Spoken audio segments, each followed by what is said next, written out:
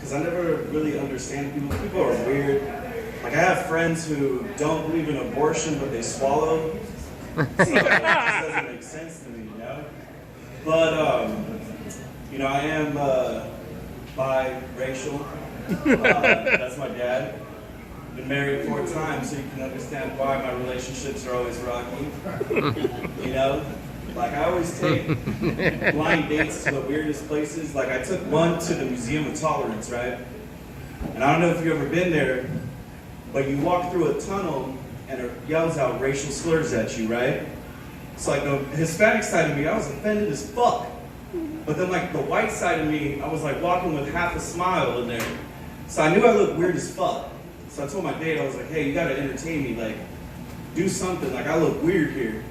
So as we're walking through the tunnel, and they tell you, like, to stop because this is the last person you would see if you were in the Holocaust. This is the last person you would see. So I look over at her, and she flashes me her titties, right? So I'm like, all right, well, at least if I was to die, I saw some titties, you know? And so I'm just like, we're walking through, and I'm like, well, now it's dark, so I'm just gonna pull off my dick, right? And she starts giving me a hand job. And we're walking through, and you hear like the speakers going off, telling you everything, and it starts feeling really good. So I close my eyes, right? And I don't realize that when I'm about to come, that when I shoot my cum, it's on a wall. And I'm like, what the fuck? So I back up to see what the wall is, and it has portraits of a bunch of people that perished in the Holocaust, right? I was like, well, I guess I was the porn star of David today. You know? And so, like, I like going to thrift stores and, like, reading books from thrift stores because you never know what you're going to get. Like, I read a novel, straight up, this is true. It says, if God loves me, why can't I own and operate a midget brothel? Right? I was hooked 5 pages in because it's filled with a bunch of short sex stories. And I mean, like, I was writing that joke, I thought, like, I need to be the bigger person and not say midget. But currently, I do identify as a little person, you know? So I was like, it's a small world, fuck it. You know?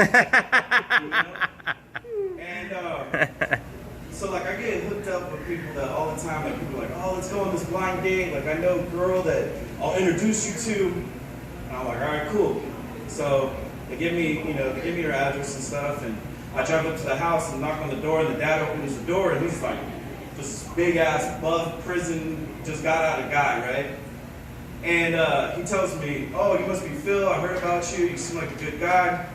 You know, let me call for my daughter. So I'm looking up at the stairs, and he says, Brianna Fizz here.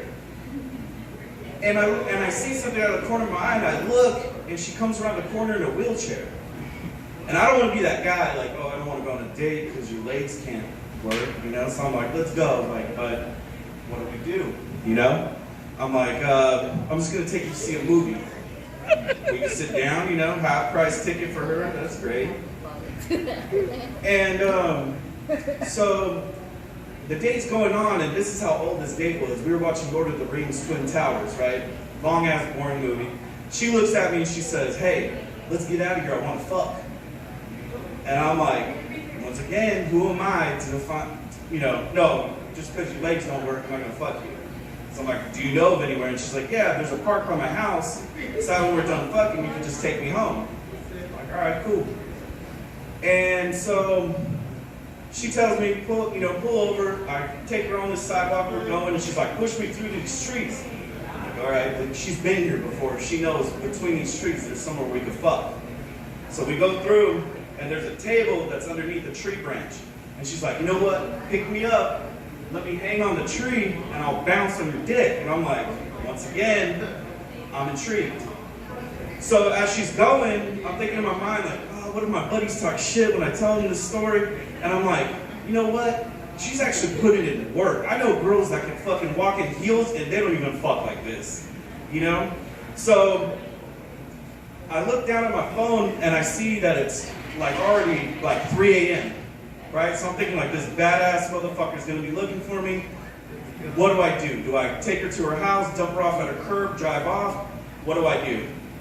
So I'm like, I'll work with this person that told me about this blind date. So I'm like, they're gonna talk shit at work. I at least have to deal with what's going on. So I go, and I go and I'm like, fuck it, knock on the door.